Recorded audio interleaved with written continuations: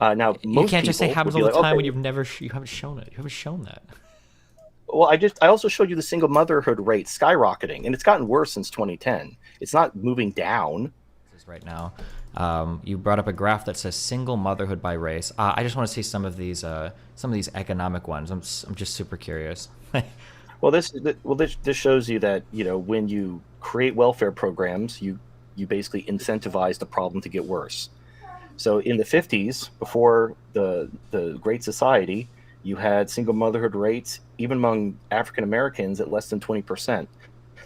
Now this chart ends in 2010. It's way outdated. It's well over three-quarters now. But this is because of decades of welfare. So you pay people. This you can't prove that with this chart, right? Okay. Wait, Um, can you talk me through why you think this chart proves that? I'm curious. I want to hear your explanation for that. well, you literally pay people to be single mothers. In fact, they even give African Americans a bonus for being single mothers as opposed to simply being a poor family, incentivizing black women to kick the father of their children out of the home. I want to hear how you think this chart proves that relationship. I just want to hear that. All right, so you see the chart before welfare, how the single motherhood rate is low, and then after welfare it goes up. Okay. That's called a causal relationship. So that's not called a causal relationship. That's just a relationship between two variables. You have to prove the cause, right? You can't just link two things and say this caused that. That's not how So, any of this works, all right? right, so the government paid women to kick the father of their children out of their home and become a single mother because they were getting more money from the government than if they were simply a poor family. Do you think that anybody has made the decision to divorce a father and kick him out so that they can live off of food stamps? That literally happened in the 60s because that was the policy, and you saw black families get destroyed. Okay, The do you black have like an the NBER black study? marriage Do you have rate like any was type of like study that actually shows that people are making decisions to get divorced and to break up their families to live off of food stamps? A chart you doesn't can see establish that. this chart doesn't say I don't have studies off the top of my head. You can, but Okay, well you're the in one the that brought the before the war, chart, so if you brought the chart, can you tell me where this chart comes from? no, I don't Okay, so have. you're just machine gunning at like garbage data All that right. proves nothing. You're giving Oh, me a okay. relationship between two variables. This does not say what you think it says. You have no Well, idea, right? I absolutely do. I just don't have the sources in front of me because you could look it up. This is not even like hidden secret knowledge that the welfare state in the 60s broke up the black family. You could see the marriage rate among African Americans. It was actually higher. Young black couples were getting married at a higher rate than white couples. And then you see after the Great Society, you see single motherhood rate skyrocketing, and it's never gone down. Now you could be like, well, that could be for any reason. You got to like have a peer reviewed study that and okay, I don't have a peer reviewed study. I just here's what happened before, then this happened, and then this was the result. You can be like, oh yeah, that doesn't prove it to my satisfaction. Fair enough. I can't prove anything to your Okay, it's satisfaction. not about no, no, no. Don't act like I have unreasonable standards. I'm just showing that you have nothing. You have two variables. That's not even an argument. You don't even have a I hypothesis, right? That's like a starting point to a thought. It's like, Well, a chart welfare is a chart is a increase. visual. Oh, a chart is a visual representation. I also just explained what the policies were that incentivize this behavior. So Yeah, it but wasn't you like don't know if it's the you could well, have the Just horse. let him finish his point though, because Okay, yeah. go ahead. Okay. well, no, this isn't like secret knowledge. Like the government paid people to kick the fathers out of their homes. This is well documented. You could see the marriage rates in African American families. The black family was destroyed. This isn't even like controversial. Well, it's It's just not just true. What you're saying is not not true. Like for not instance, here's a true. question: Okay. what do you think is more successful, a family with the father in the home or a family with welfare? All things being equal, the father with the home. Okay, here's a question: which households do you think make more money? Two-parent households or one mom that's getting welfare? Oh, I have a chart for that. Hold on. I have a legit chart for that, like that exact thing. So, and it actually I think it even has the sources linked in it. So this is called the welfare cliff. All right. Okay. I don't know if I can see if I can read that. Okay, the source is looks like a Pennsylvania government site, Secretary of Public Welfare. Anyway, so the welfare cliff, the blue ramp is income. So as income rises, obviously your income rises. But then you have welfare programs that you lose access to as your income rises. And then you have what's called the welfare cliff, where if you make too much money, your actual standard of living goes down. So Okay, this is that's right here, a single mom, how can your standard of living go down? because you lose access to the welfare. So if you make about $15 an hour and you stack on the welfare on top of your income, you earn the equivalent standard of living of someone earning $57,327 with an income of only $29,000 because of the value of the welfare. In order to make up that difference, you'd have to go all the way up to earning like $69,000 a year just to match your standard of living at $29,000. So what this does is traps people in poverty because Okay, they don't. so And I've personally seen this. People will refuse a pay raise because they'll lose their welfare. okay, so my understanding is most welfare is going to step off. It's not just going to drop off immediately. Okay, so this is, I mean, right here, I mean, you have I don't know what year this ended, or I don't have the year this was published, but you have the dollar amounts right there, and you have the name of the program right there. I can't. So Can you yeah, link me your chart? I guess I can't read this, but like I'm still like I'm familiar with, for instance, for the earned income tax credit, that's going to slide off as you earn more money. It's never going to be the case that like I think a raise is going to like reduce, unless there are some other forms of welfare that I'm not familiar with. Unless you can tell me, but like I know the earned income tax credit is one of the largest like welfare redistribution programs we have in the United States, and that one slides off once you start to make a certain amount of money, and then it goes down. Right. Well, this one, so the big ones were MA, which I'm not 100% sure what that stands for. I don't know if that's something assistance, I'm sure. CHIP Well, that's kind of and important, child. right? What is MA? Well, it's not that significant. It looks like it drops off pretty quickly once you're like out of dire poverty. It might just be straight up cash. I don't know. But CHIP Okay. and childcare are the big ones, and you can see they drop off very suddenly. And then you also have housing, which I assume is Section 8 housing, and then food stamps, which drops off pretty severely, and then it kind of peters out toward the end. Okay. Okay. So number one, can you give me a link to this graph? I'm just curious. And then number two, my question was which families are making more money? Single moms on welfare or a family with a mother and father in the household?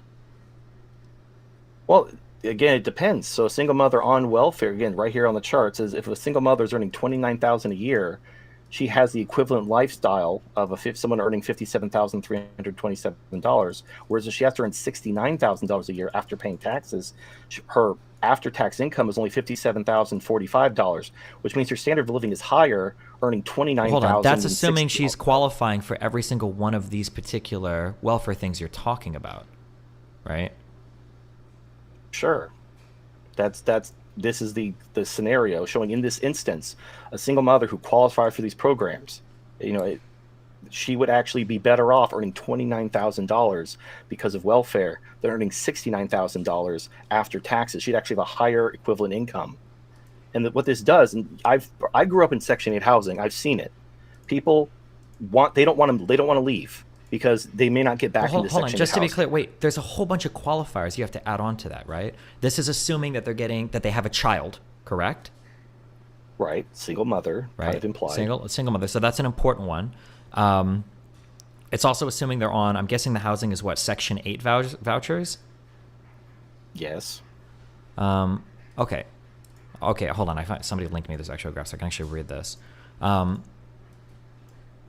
the way, I'm not denying that welfare cliffs are a problem. I think that these should scale off better. But the question that I have for you, the question I had for you, I'll ask it again. I don't think you have an answer. Is do you think that households are more successful with single mothers earning welfare, or with a mother and father in the household? The reason I'm asking this is because your original contention was that mothers were kicking fathers out of the household for welfare, but I think all of us know that households with a mother and a father are probably more successful financially, and they're probably more successful with a whole host of other outcomes too. So the idea that people would choose to kick the fathers out of the household to collect welfare, I would just be really curious if there's like a source on that anywhere. I've heard it from Thomas Sowell and other other Okay, is he books citing regarding. like any economic research? National Bureau, NBR is usually a journal that might be published in, or any type of family or crime stuff, Oh, or any like a I'm single, like if sure. it's so well known, if it's so ubiquitously known, like there should be like a plethora of data on this, not just a chart, right? So the answer Well, is no. this You have no. no data to Well, support that assertion. Okay, sorry, go ahead. well, the Thomas Sowell and other black economists have cited this. I don't have their sources on hand. I'm just showing, like, because you questioned, you're like, oh, this relationship doesn't prove anything, and I'm like, well, actually, there's this other data that does prove that it was directly caused by this. However, the thing is, what you're saying is true. Having a mother and a father raising their family together is going to like drastically increase their long term income and benefits, but generally people prioritize their short term benefits over their long term benefits.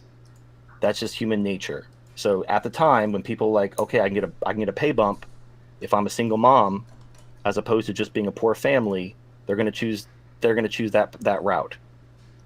Yeah, but So you it can't doesn't really. you can't just say that. You have nothing to prove that, right?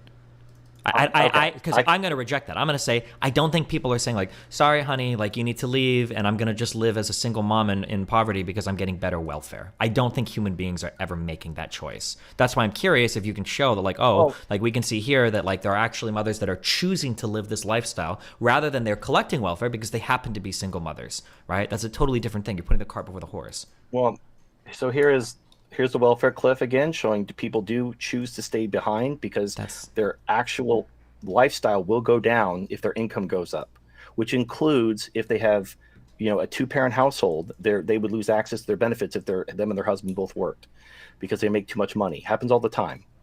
Now, you most can't just say people would happens be all the like, time when okay, you haven't shown it. You haven't shown that. well, I also showed you the single motherhood rate skyrocketing, and it's gotten worse since 2010. It's not moving down. And what is that? What's happening? Why are women choosing to be single mothers overwhelmingly? Well, not overwhelmingly, but the rate of single mother keeps going up. Well, in the black population, it's over three quarters. There are people who they have no idea that like everyone they know is being raised by a single mother. It's the norm now in certain communities.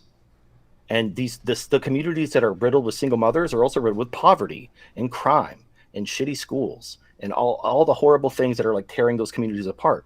And you see the single motherhood, just it goes along with that. As the rise of single motherhood happens, you see the rise of all the other problems in society. I don't have a source. I'm just quoting Tom, or I'm paraphrasing Thomas Sowell. He talked about there's a video where he's talking about the two different blackouts. One of them happened, I don't know, I think the 50s or something. And this was back before the welfare, and there was no one rioted, nobody did anything. Like he used to walk through Harlem, and he wasn't worried about anything. And then flash forward a couple decades, I think like 12 years, not even 2 decades, and now you have the Great Society, and you have this huge pivot in terms of just showering all this stuff and incentivizing this Mhm. behavior. And then now you see the black crime spike, and you see Okay, so well, so there's other. I'm searching for this because I'd like to get like an actual answer. So here is something called this is the Foundation for Government Accountability, and this talks about the theory of the welfare cliff. Apparently, very very few people that are on welfare are even near this cliff. So the idea that they're like just barely avoiding more work because they're going to lose out on a whole bunch of stuff doesn't seem to be the case. So for instance, one of the sources in here is 13 million people are on welfare, 250,000 are within 10 percentage points of the eligibility limit for the welfare cliff. This goes over a lot of the cliffs related to welfare, but apparently a lot of people on it are like just not working. But the idea that there are all of these people that are just working just barely enough to min max that are like welfare maxing, like I said, I would need to see like at least one thing that actually says that, rather than you just showing me like theoretical welfare cliffs for somebody that's on 7 different types of welfare making a certain type of amount of money. Like this. All right, so again, I have the charts, but if it's fine, my evidence isn't good enough for you. Well, hold on. Do you really There's not understand? Or just listen, intelligent person to intelligent person. A chart, there's a reason why. Or I'm curious, what do you think? When we publish like research in journals, why do people publish more than just a chart? Have you ever in your life seen a study that's just a chart? Well, I'm using the chart as a visual representation. I don't want to have a whole study where I go paragraph by paragraph and there's like 10 pages of citations. That's it's. I understand if that's what you require, Can you okay, then when you that's see fine. when you read like a study on economics, when a chart exists and there are a couple of variables, can you talk to me about like how you think they choose the variables for the chart, or why they have a chart in a study? Like, do you have any idea? Or You usually have an X and a Y axis, and the X tracks something and the Y tracks something. And then maybe there's a time, and then things happen, and the X and the Y axis react over time. And there's a relationship. And usually that relationship is described in the study. And there's usually citations to like official census data and so on and so forth. I don't have that data in front of me. Okay, sure, but I'm just saying that so something that would be more compelling is if instead of a bunch of charts, what you could do is just copy paste a bunch of abstracts. Instead of saying like, well, here's a chart for a welfare cliff, which we know exists. We know welfare cliffs exist, but you're not talking about the existence of a welfare cliff. That's what your chart is proving. Everybody knows welfare cliffs exist. It's one of the reasons why these programs have off-ramps and phase-out things, and there's still an issue. But you're not claiming that a welfare cliff exists. You're claiming that people are welfare maxing their income. That needs a study, not just a chart. No, we're like 3 degrees away from the original question where I'm trying to demonstrate that. My original question. Oh God, sorry. I'm sorry. Go ahead. Okay. Well, just the problem with universal suffrage is people vote themselves free stuff, and because there's no reason not to. I appreciate that, Destiny. All right, bye. Remember to hit that like and subscribe, and don't forget the notification bell so that my videos show up right in your feed.